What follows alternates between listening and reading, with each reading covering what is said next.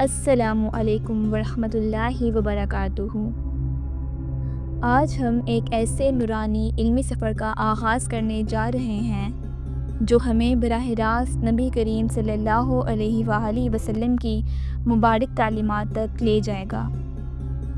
آج ہم جس عظیم کتاب کا آغاز کرنے جا رہے ہیں اس کا نام ہے میرات المناجی شرح مشکوٰۃ المصابیح، یعنی کامیاب لوگوں کا آئینہ، چراغوں کے چراغدان کی تشریح۔ یہ عظیم الشان کتاب حضرت علامہ مولانا مفتی احمد یار خان نعیمی رحمۃ اللہ علیہ نے لکھی ہے، جو برصغیر کے عظیم محدث، فقیہ اور دین کے خادم تھے۔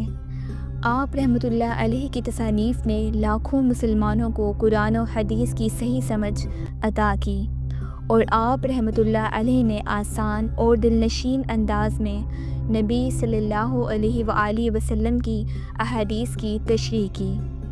میرات المناجی میں زندگی کے ہر شعبے کے لیے رہنمائی موجود ہے: ایمان، عبادات، اخلاق، معاملات، معاشرت اور وہ سب کچھ جو ہمیں دنیا اور آخرت میں کامیاب بنا سکے۔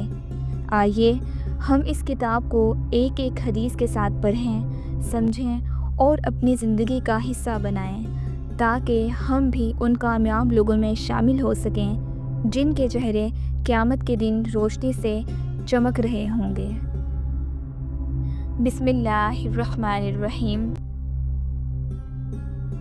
یہ حدیث رسول اللہ صلی اللہ علیہ وآلہ وسلم کا ایک ایسا پیغام ہے جو ہر عمل کی بنیاد کو بیان کرتی ہے، اور وہ بنیاد ہے نیت۔ روایت ہے عمر ابن خطاب رضی اللہ عنہ سے، فرماتے ہیں، فرمایا نبی صلی اللہ علیہ وآلہ وسلم نے، اعمال نیتوں سے ہیں، ہر شخص کے لیے وہی ہے جو نیت کرے، بس جس کی ہجرت اللہ و رسول کی طرف ہو تو اس کی ہجرت اللہ و رسول ہی کی طرف ہوگی، اور جس کی ہجرت دنیا حاصل کرنے یا عورت سے نکاح کرنے کے لیے ہو اس کی ہجرت اس طرف ہوگی جس کے لیے کی۔ وضاحت: یہ حدیث ہمیں یہ سکھاتی ہے کہ اللہ کے ہاں کسی بھی عمل کی قیمت اس کے ظاہر سے زیادہ اس کے پیچھے چھپی نیت پر ہوتی ہے۔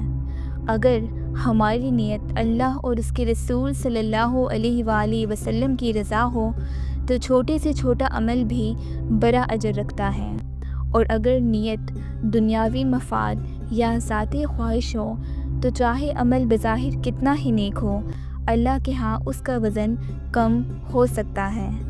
اس لیے ہر عبادت، ہر نیکی اور ہر قربانی سے پہلے دل کو ٹٹولیں، نیت کو درست کریں اور اسے خالص اللہ کے لیے کریں۔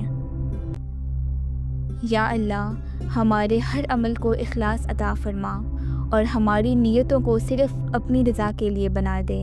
یا رب، ہمارے دل کو ریا اور دنیا کی محبت سے پاک کر کے اپنا قرب نصیب فرما۔ آمین۔